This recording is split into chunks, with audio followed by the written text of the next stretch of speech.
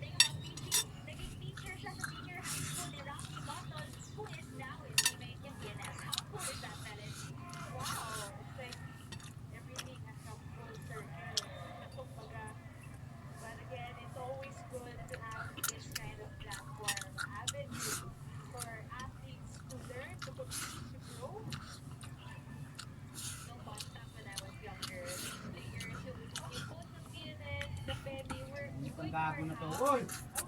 Huwag dyan, may sabon dyan!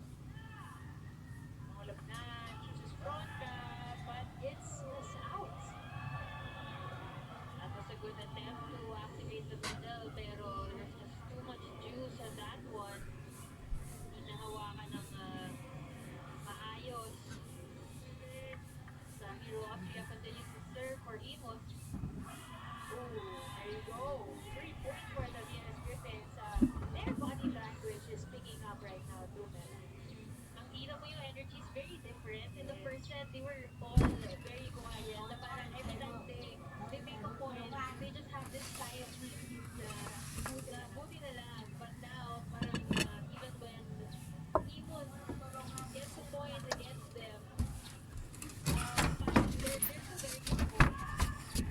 Good check there. Ball still in play. Just about Bagay. Not over. 4 touches for the PNS Griffins there. But good hustle on both ends.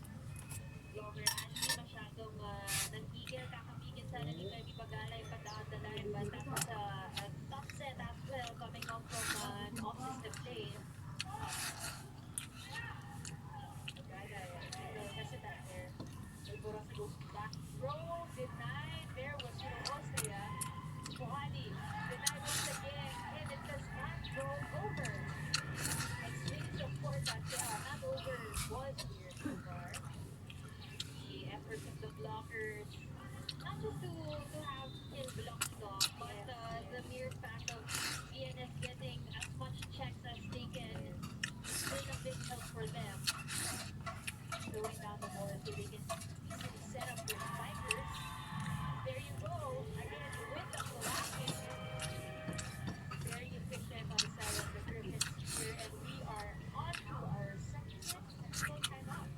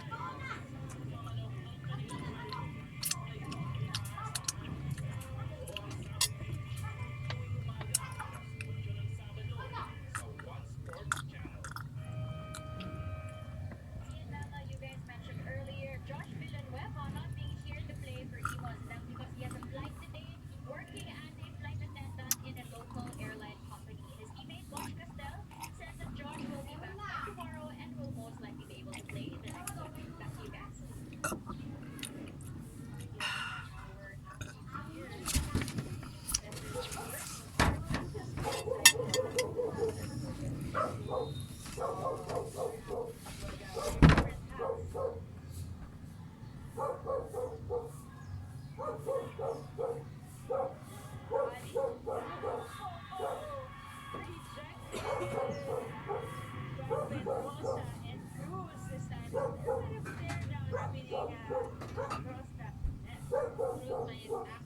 game changer here. Dahil yung mga kill blocks na talagang nagbibigay ng momento para dito sa PNS.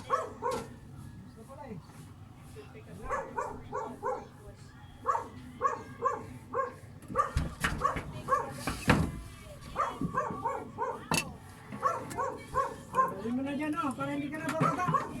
Bilis!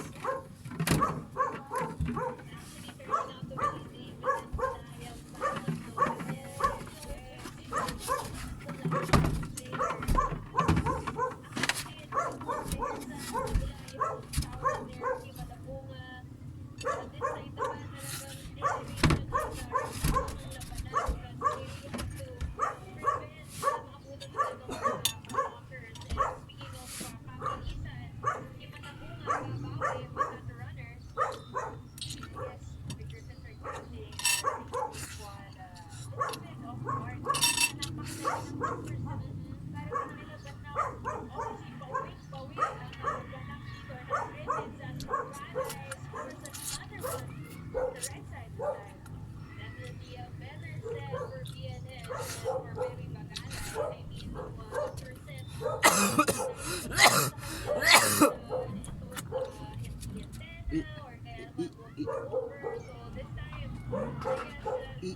It's, different game for PNS in general. excuse me. Excuse me. Excuse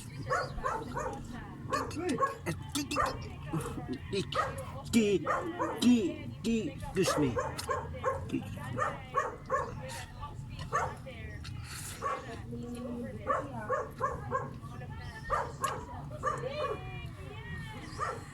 Iyo!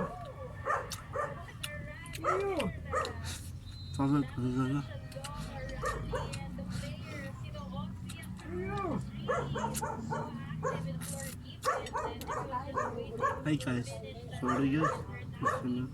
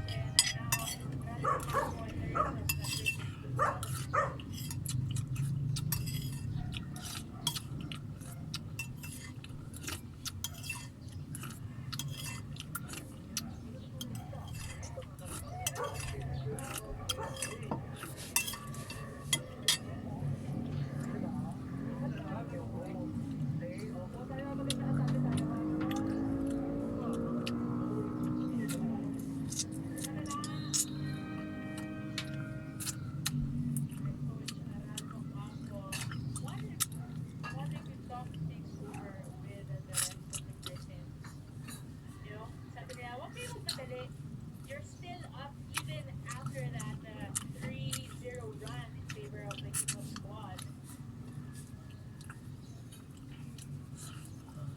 Brandon Rivera on the screen, getting ready to serve, but a little still happening here on the side of the Griffin squad.